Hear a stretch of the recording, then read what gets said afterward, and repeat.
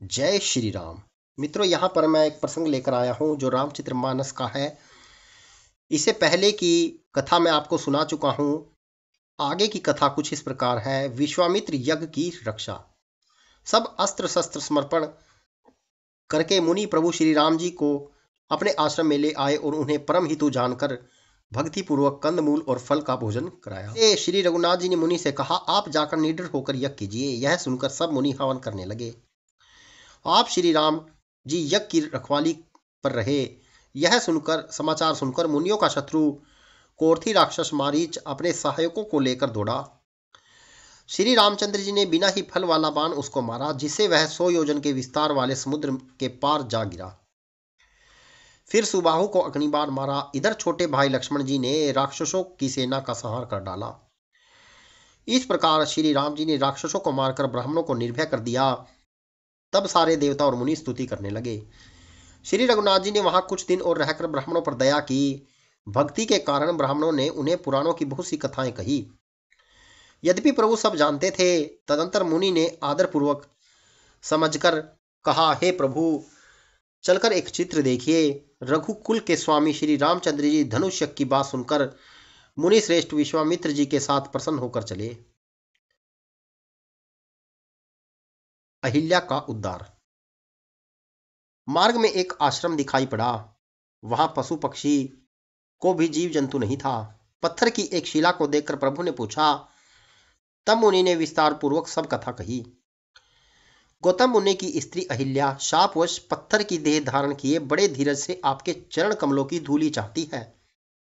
हे रघुवीर, इस पर कृपा कीजिए। श्री रामचंद्र जी के पवित्र और शोक का नाश करने वाले चरणों का स्पर्श पाते ही सचमुच वह तपोमूर्ति अहिल्या प्रकट हो गई। भक्तों को सुख देने वाले श्री रघुनाथ जी को देखकर वह हाथ जोड़कर सामने खड़ी रह गई।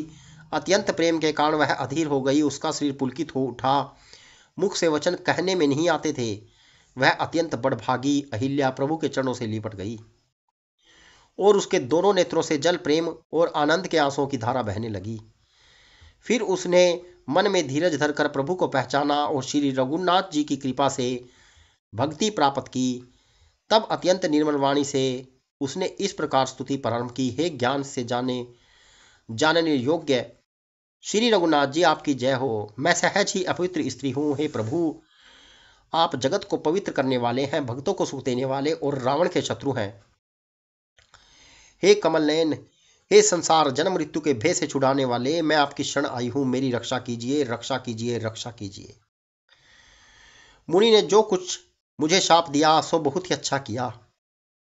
मैं उसे अत्यंत अनुग्रह करके मानती हूँ कि जिसके कारण मैंने संसार में से छुड़ाने वाले श्री हरि आपको नेत्र भरकर देखा। इसी आपके दर्शन को शंकर जी सबसे बड़ा लाभ समझते हैं।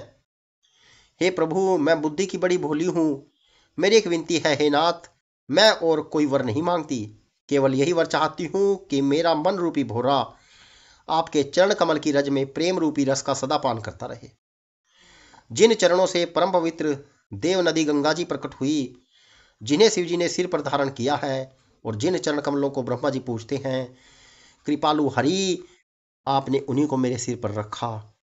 इस प्रकार स्तुति करती हुई बार बार भगवान के चरणों में गिरकर जो मन को बहुत अच्छा लगा, उस वर को पाकर गौतम की स्त्री अहिल्या आनंद में भरी हुई पति लोक को चली गई।